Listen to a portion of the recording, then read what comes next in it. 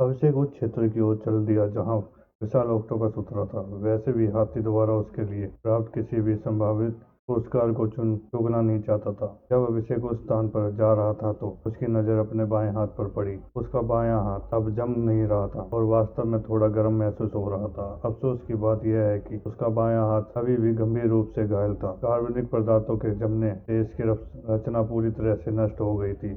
नसें कट गई थी और कई अन्य चीजें नष्ट हो गई थी। जब अभिषेक का बायां हाथ जम गया था तो उसे दर्द नहीं हुआ था, लेकिन जैसे ही वह पिघला अभिषेक को उसमें से तेज दर्द महसूस हुआ। अभिषेक वास्तव में इसे ज्यादा हिला नहीं सका, लेकिन फिर भी वह इसके साथ प्रयोग कर सकता था। आकाशीय शिखर अभिषेक की बाईं बाह पे प्रवेश कर गया था और वह वहीं रह गया था।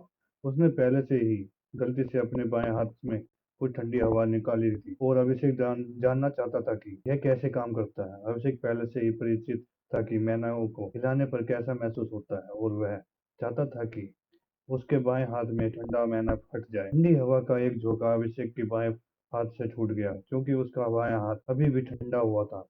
ठंड से अभिषेक के बाएं पैर के हिस्से को जमीन पर प्रहार हुआ। कोट पूरी तरह से जम गया। इस चीज में बहुत व्यस्त था। जैसे ही अभिषेक ने चाहा कि आइस में न फट जाए, उसका हाथ जलने लगा।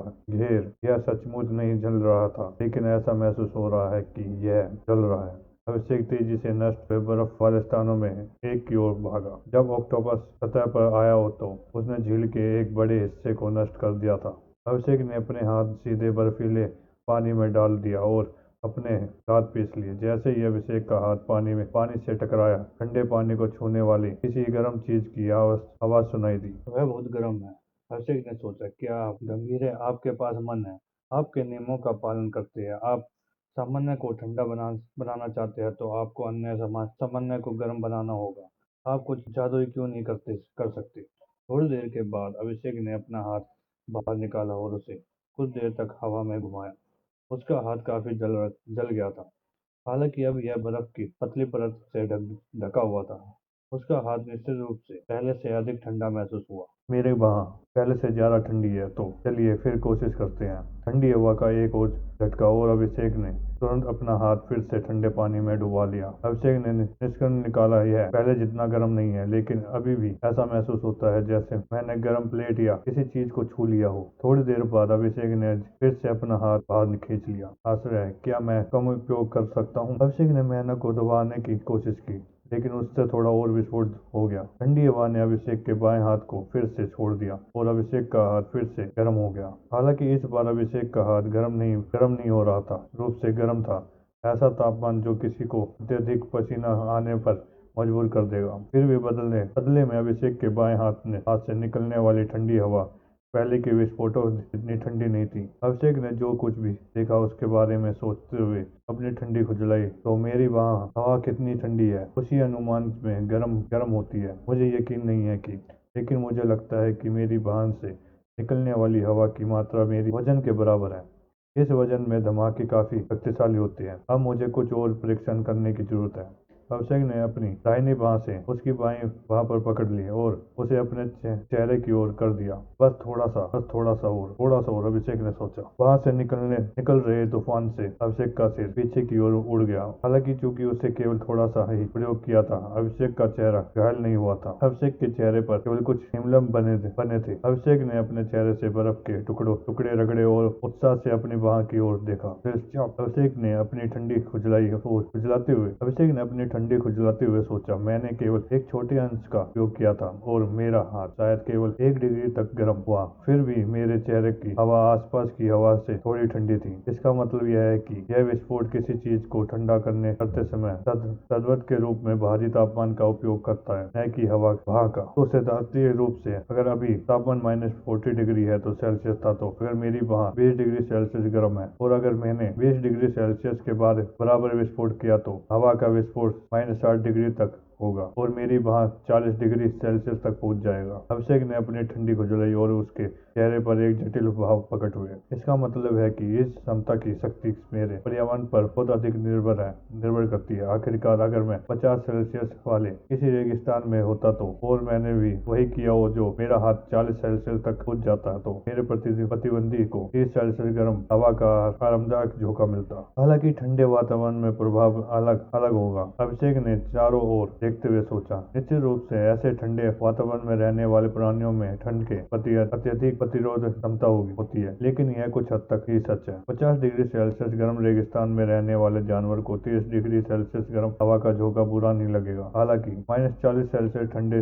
टूडा में रहने वाले जानवर को -60 डिग्री ठंडी हवा के झोंके से कुछ समस्या होगी। और तो और ठंड के मौसम में अपने बाएं हाथ का तापमान और भी कम कर सकता हूँ। मैं बिना किसी समस्या के 5 सेल्सियस तापमान वाले ठंडे हाथ के साथ दौड़ सकता हूँ। यह बस बहुत निरस्त और अजीब हो लगेगा। हालांकि मैं 35 सेल्सियस का विस्फोट कर सकता हूँ। ठंडी जलवायु में यह किसी को गंभीर रूप से नुकसान पहुंचा सकता है। आखिरकार विस्फोट लगभग -100 सेल्सियस तक पहुंच जाएगा। इसके अतिरिक्त अगर मैं कुछ चोटों के लिए भुगतान करने को तैयार हूं तो मैं उन्हें 60 डिग्री सेल्सियस या कुछ और के साथ भी विस्फोट कर सकता हूं। निश्चित रूप से मेरी बाह गंभीर रूप से जल जाएगी और जब तक मैं उसे ठीक नहीं करूंगा तब तक वह बेकार हो जाएगी, लेकिन मेरा दुश्मन जम जाएगा। अभिषेक ने अपनी ठंडी खुजलाई। निश्चित रूप से मैं लड़ाई में इस क्षमता के कुछ उपयोग होती है। मेरी तलवार वैसे भी एक हाथ वाली है, इसलिए मेरे पास खुला हाथ है। अभिषेक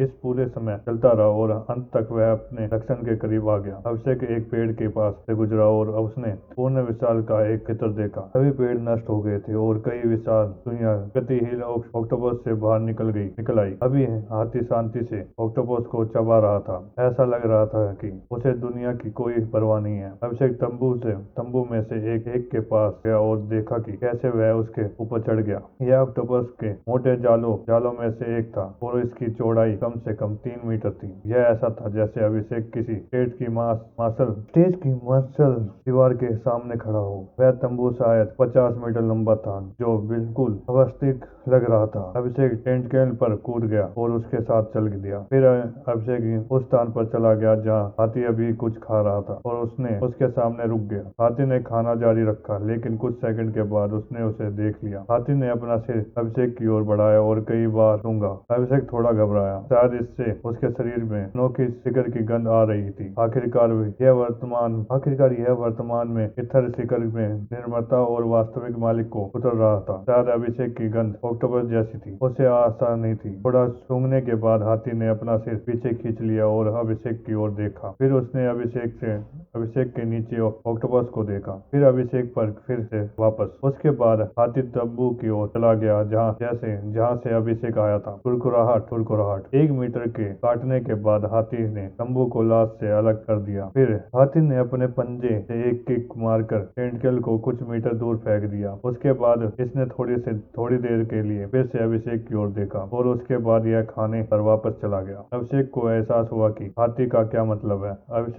इसने अभिषेक को एक तंबू दे दिया था। अभिषेक थोड़ा उत्तेजित हो गया। ऑक्टोपस के शरीर में संभव अत्यधिक मात्रा में मैना जमा था। हालांकि अभिषेक जल्दी ही निराशा हो गया और आह भरी। उस टेंटकेल का वजन इतने टन था, वह सभी नहीं खा सकता है। अभिषेक ने अपनी ठंडी को थोड़ा और खुजलाया। फिर वह तंबू के अंत तक चला गया और अपनी पूरी शक्ति से उसे हिलाने की कोशिश की। अभिषेक टेंटकेल के आखिरी कुछ मीटर को उठाने में कामयाब रहा और इसे हाथी की ओर थोड़ा घुमाया। अरे, अभिषेक चिल्लाया, मैं वह नहीं खा सकता, तुम इसे ले लो। हाथी ने कुतरना बंद कर दिया और अभिषेक की ओर देखा। अभिषेक ने टेंटकेल की ओर इशारा किया, अपना सिर हिलाया और फिर हाथी की ओर इशारा किया। हाथी ने थोड़ी देर अभिषेक की ओर देखा और उसे एहसास हुआ कि उसका क्या मतलब है। हाथी ऊपर चला गया, तंबू पर काटा और उसे वापस लाश के पास ले गया, यह दिखाते हुए कि तंबू अब उसका है। अभिषेक ने हाथी की ओर आशा गहनता से देखा। हाथी ने कुछ देर तक अभिषेक को देखा। 10 सेकंड तक कुछ नहीं हुआ। हाथी शायद बहुत सोच रहा था कि उसे क्या करना है। फिर उसने कुछ देर तक आकाश की ओर देखा।